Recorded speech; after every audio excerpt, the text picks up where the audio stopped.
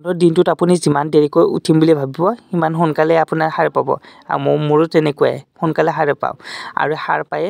মই বিছনাখন পাৰি ল'লোঁ আৰু বিছনা ঠিক কৰি এতিয়া আমি যাব লাগিব এঠাইত আৰু ক'ত যাম আপোনালোকক কৈ আছোঁ ভিডিঅ'টো শেষলৈকে চাই থাকিব গম পাই যাব ক'ত যাওঁ যেতিয়া অকলশৰীয়াকৈ থাকিব লগা হয় সকলো কাম একেলগে কৰিব লগা হয় তেতিয়াহে মাকৰ অনুপস্থিতি গম পোৱা যায় আৰু মাকৰ কিমান কষ্ট হয় তেতিয়া উপলব্ধি কৰা যায় কষ্টখিনি আৰু ঘৰত থাকিলে এনেকৈ বিছনাৰ পৰা শুই উঠিয়ে ব্ৰাছ কৰি চাহ পানী খাই বাহিৰত ওলাই গ'লো হয় এতিয়া এইখিনি মায়ে কৰিলে হয় আৰু এতিয়া গম পাইছোঁ এইবিলাক চিজিল নিজে কৰিব লাগিব আৰু ভাত বনাই খাই নিজে অফিচত যাব লাগিব এইটো প্ৰব্লেম মোৰ বুলিয়ে নহয় যিমানখিনি ল'ৰাই এনেকৈ বাহিৰত থাকে ঘৰৰ পৰা দূৰত থাকে সেইখিনি সকলোৱে কৰে আৰু এইফালে চাহ বনাই ল'লোঁ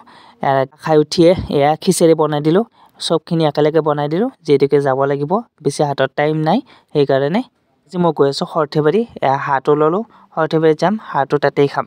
হাঁহটো এবাৰ লগাই দি তাৰ ৰিয়েকশ্যনটো চালে সি বহুত ভয় কৰে এইবিলাক বস্তু আৰু এইফালে এতিয়া মই যাবলৈ ৰেডি হৈ ল'লোঁ মই অকল নহয় মোৰ লগতো তাৰ ঘৰতে যাম তাৰ ঘৰ যিহেতুকে সৰ্থেবাৰীত এতিয়া মই সৰ্থেবাৰী যাবলৈ পূৰা ৰেডি হৈ গ'লোঁ আৰু এতিয়া স্কুটিখনৰ টাংকি ফুল কৰি ল'লোঁ যিহেতুকে দূৰত যোৱাৰ কথা সেইকাৰণে আৰু এইফালে এতিয়া আমি আহি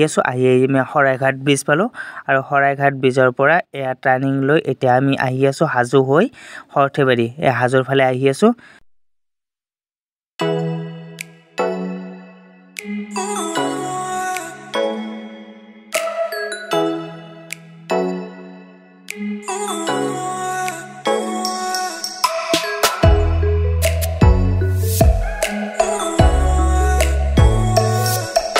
এইফালে আহি অলপমান টাইম ৰখি দিলোঁ আৰু ইয়াতে লগৰটোৱে খোৱা বস্তু ল'লে আৰু খোৱা